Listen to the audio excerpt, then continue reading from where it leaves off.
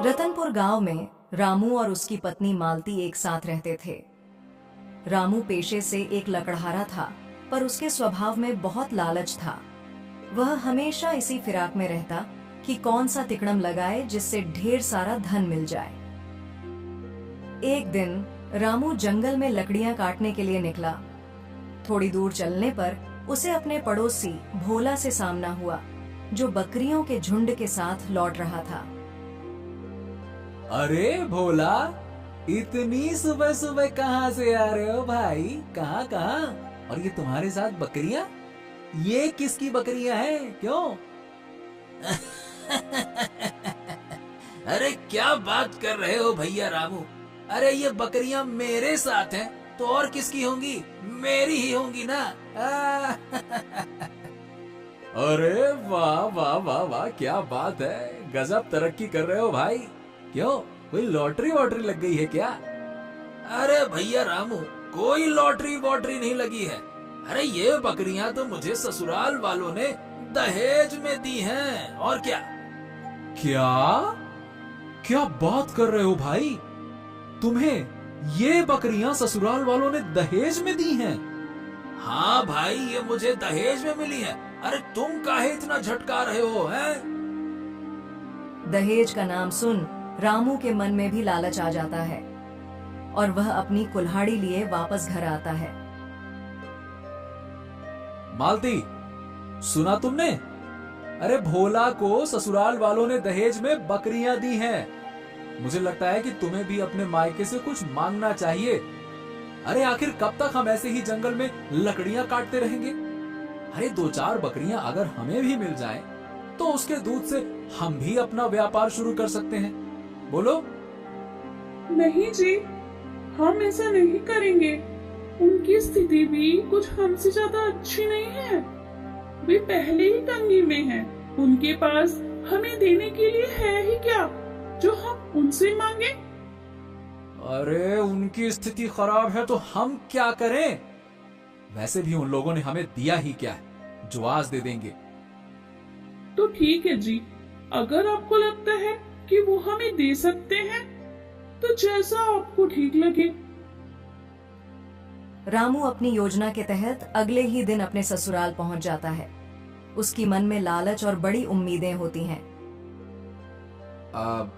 बाबूजी, बाबूजी हम चाहते हैं कि बकरियों के दूध का व्यापार शुरू करें।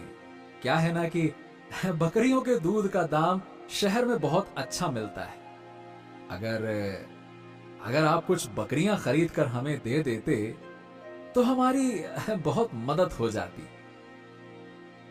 रामू की बातें सुनकर लल्लू परेशान हो जाता है और एक गहरी सांस लेते हुए रामू से बोलता है। हाँ बेटा, मैं भी चाहता हूँ कि तुम जरूर कोई अच्छा सा व्यापार करो, लेकिन बेटा मेरी भी स्थिति तुमसे कुछ छुपी नहीं है। बेटा, मेरी सामर्थ्य उतनी नहीं है कि मैं तुम्हें बकरियां खरीद कर दे सकूं। मेरे पास कुछ देने को है तो वो एक गधा है, और वो भी बूढ़ा हो चुका है। अगर उससे तुम्हारी कुछ मदद हो जाए तो उसे ले जाओ बेटा। गधा? ये गधा मेरे किस काम का? अरे बाबूजी, मैं आपके यहाँ बकरियां लेने के लिए आया था, पर आपने तो हमें गधा पकड़ा दिया। खैर कोई बात नहीं, जो दे रहे हैं वो तो दीजिए। जब आपने गधा दे ही दिया है तो ले जाता हूं इसे। रामू गधे को लेकर घर लौट आता है। उसे बकरियों की उम्मीद थी, पर अब उसके पास एक बूढ़ा गधा होता है। हाँ देखो, ले आया तुम्हारे मायके की प्रसादी। गया था बड़ा बकरियां लेने, गधा लेके लौट रहा हूँ। देखो ये रहा। चलो, जो मिला ठीक है जी। कम से कम मेरे पिताजी ने आपकी लाज तो रखी। हम चाहें तो इस गधे से ही अपने काम को बढ़ा सकते हैं। यह गधा आपकी लकड़ियों को ढोने में आपकी मदद करेगा। हाँ मालती, ये तुमने ठीक कहा। ये बात तो मैंने सोची ही नहीं। अगले दिन रामू गधे को लेकर लकड़ियां काटने जंगल जाता है। कहाँ है रामू भैया, क्या बात है, क्या बात है, शाबाश शाबाश। अरे तुमने तो कमाल कर दिया भाई। अरे गांव में आज तक दहेज में किसी को गधा नहीं मिला है। अरे तुम्हें तो ससुराल वालों ने गधा ही दे दिया। क्या बात है, जबरदस्त। अरे नहीं परशुराम, ऐसी बात नहीं है। मैंने उनसे कुछ मांगा ही नहीं, बस उन्होंने देखा कि ये मेरे काम आ सकता है तो दे दिया। इसमें दहेज की बात कहां से आ गई? अच्छा, क्या बात है भाई। और एक हमारे ससुराल वाले हैं, अरे दहेज में एक बिल्ली भी नहीं दिया।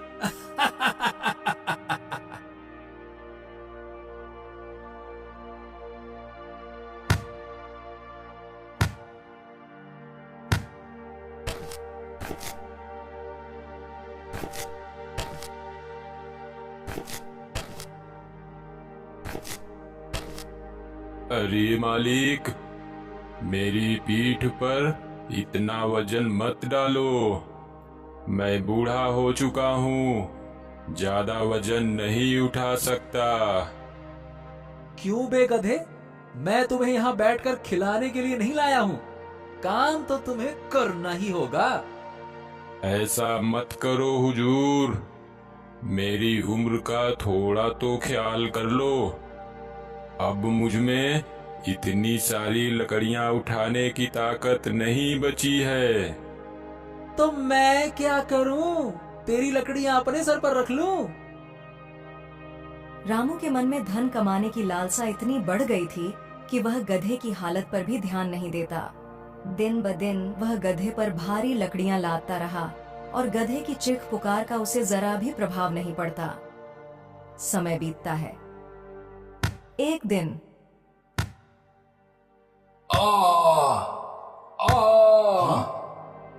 रुको, तुम इस पेड़ को नहीं काट सकते।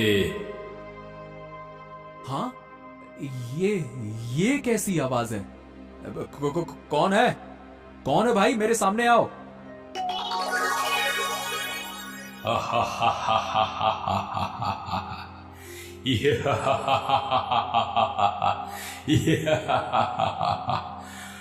मैं इस पेड़ का रक्षक जिन्न हूं।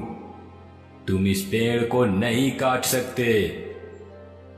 अरे अगर मैं इस पेड़ को नहीं काटूंगा तो हमारी रोजी रोटी कैसे चलेगी? मैं अपने परिवार का पेट कैसे भरूंगा? अगर पेड़ काटना ही तुम्हारी रोजी रोटी है तो मैं तुम्हें नहीं रोकूंगा, पर इस पेड़ को काटने की अनुमति नहीं दे सकता। इसके बदले में मैं तुम्हारी 3 इच्छाएं पूरी कर सकता हूं। बताओ क्या चाहते हो? कहीं ये वही वाला जिन्न तो नहीं है जिसकी कहानियां मैंने बचपन में सुनी थी? अगर ये सच है तो आज मेरी किस्मत बदलने वाली है।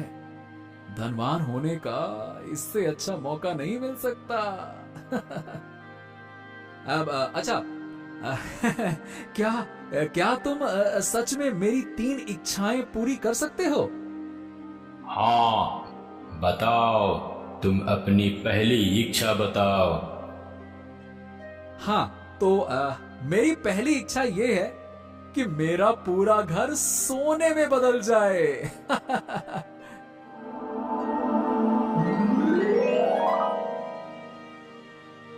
तुम्हारी पहली इच्छा पूरी हुई। अब अपनी दूसरी इच्छा बताओ। हाँ, वाह वाह वाह वाह। तो मेरी दूसरी इच्छा ये है कि मैं जो भी कहूं वो सच हो जाए।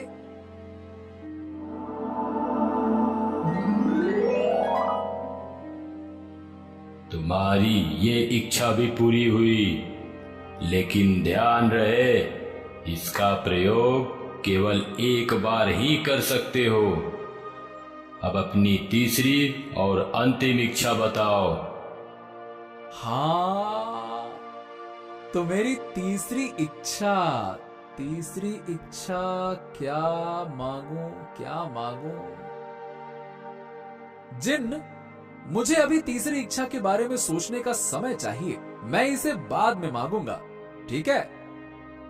जैसी तुम्हारी इच्छा। इतना बोल जिन्न गायब हो गया। अरे वाह भाई वाह भाई वाह भाई वाह, आज तो मैं धनवान हो गया। वाह भाई वाह भाई वाह भाई वाह, आज तो मैं धनवान हो गया। कुबेर की तो कुंजी ही मेरे हाथ में लग गई, सोने का घर। जल्दी चल के घर देखता हूँ। अरे वाह वाह वाह वाह वाह वाह वाह, अरे ये तो सचमुच मेरा घर सोने में बदल गया। मजा आ गया। अब जल्दी से घर के अंदर चलकर मालती को देखता हूँ, वो खुशी से पागल हो रही होगी। रामू जैसे ही घर के अंदर जाता है, वह देखता है कि घर का सारा सामान सोने में बदल चुका होता है और उसकी पत्नी भी सोने की मूर्ति में बदली हुई मिलती है। हाँ, अरे मालती, ये तुम्हें क्या हो गया? अरे तुम भी सोने की हो गई। हे भगवान, ये मैंने क्या कर दिया? ये मुझसे इतना भारी पाप कैसे हो गया? ये सब देखने से पहले मैं अंधा क्यों नहीं हो गया प्रभु?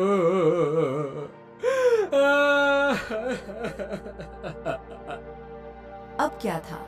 रामू को ऐसा बोलते ही उसी पल उसकी आंखों की रोशनी चली जाती है।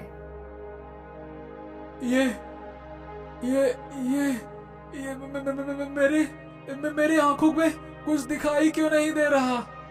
हे प्रभु, ये मेरे साथ क्या हो रहा है? मैं फिर से पहले जैसा होना चाहता हूँ प्रभु।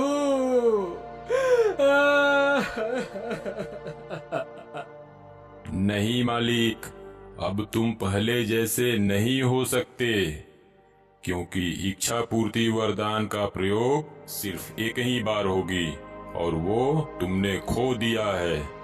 अब कुछ नहीं हो सकता। गधे, तू तो मुझे देख सकता है ना? अरे तू ही कुछ कर, बचा ले मुझे। मैंने लालच में आकर बहुत बड़ी गलती कर दी। मैंने तुझ पर भी बहुत अत्याचार किया है।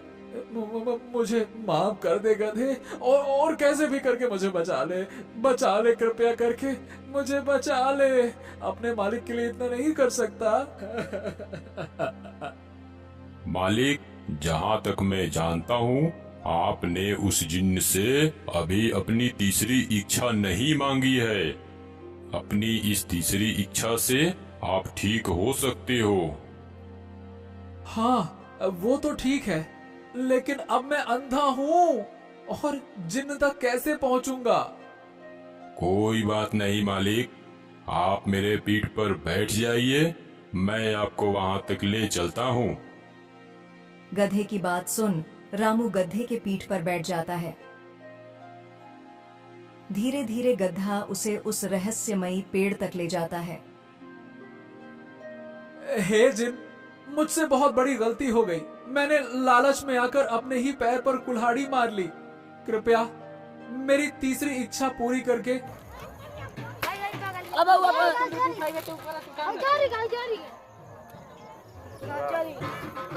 तू नीचे पड़ जा। मुझे इस श्राप से मुक्त करो। रामू, देख लिया अपने लोभ का परिणाम।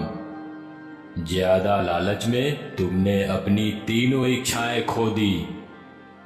जाओ, तुम्हारी तीसरी इच्छा भी पूरी हुई। अब सब कुछ तुम्हें पहले जैसे वापस मिल जाएगी।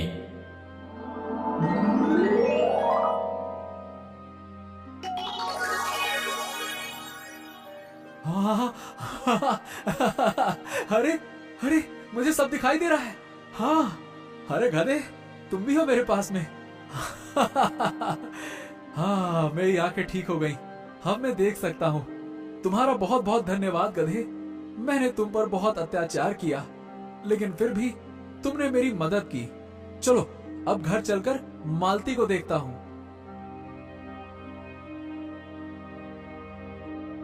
रामू जब घर पहुंचा तो देखा कि सब कुछ बिल्कुल पहले की तरह हो गया है और उसकी पत्नी मालती सही सलामत घर के दरवाजे पर रामू के आने का इंतजार कर रही होती है। मालती, तुम ठीक हो? हाँ, मेरी जान में जान आई। हाँ, मैं बिल्कुल ठीक हूँ। पर तुम ऐसा क्यों पूछ रहे हो? अरे कुछ नहीं मालती, बस मेरी आंखें खुल गईं ये समझ लो। जो कुछ हुआ मैं उसे एक भयानक सपना समझ के भूल गया। अच्छा, मुझे माफ कर दो मालती, मुझे सबक मिल गया। मेरे पास जो है वो बहुत अनमोल है। अब से मैं कभी लालच नहीं करूंगा। इस तरह रामू ने लालच के चक्कर में पड़ी कठिनाइयों से सबक सीखा और उसने समझा कि सच्चा सुख केवल संतोष में ही है। मध्य प्रदेश के चंदनपुर गांव में भोला नाम का एक व्यापारी अपने पत्नी सुलेखा के साथ रहता था। भोला के पिता के पास उनका सबसे भरोसेमंद साथी एक गधा था, जिस पर वो सामान लादकर बाजार में बेचते थे। पिताजी के गुजर जाने के बाद भोला ने भी अपने पिता का व्यापार संभाल लिया। वह रोज अपने गधे पर गेहूं, चावल और अन्य सामान लादकर बाजार जाता और बेचकर वापस आता था। अरे सुलेखा, मैं बाजार जा रहा हूँ, मुझे आने में देर होगी। तुम खाना खाकर सो जाना। ठीक है जी, लेकिन थोड़ा जल्दी आइएगा, वरना मेरी चिंता बढ़ जाती है। चल बे गधे, आज जरा तेज चलना, सुना नहीं जल्दी घर आना है। जी हुजूर, मैंने कब देरी की है जो आज करेंगे। फिर भोला और उसका गधा बाजार की ओर चल दिए।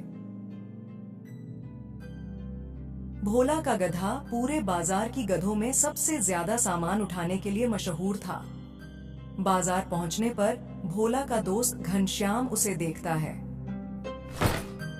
अरे भोला, क्या बात है? तुम्हारा गधा तो पूरे बाजार भर में सबसे ज्यादा बोरी उठाता है। एक काम करो, ये गधा तुम मुझसे बेच दो। अरे नहीं घनश्याम, ये गधा मेरे पिताजी की आखिरी निशानी है, इसे मैं किसी भी कीमत पर नहीं बेच सकता। लेकिन घनश्याम, तुम्हारा गधा तो कद काठी में मेरे गधे से भी बड़ा दिखता है, फिर ये काम क्यों नहीं करता? अरे भोला, कद काठी में बड़ा होने से कुछ नहीं होता। दिखने में तो मजबूत है, पर ये बहुत आलसी और कामचोर है।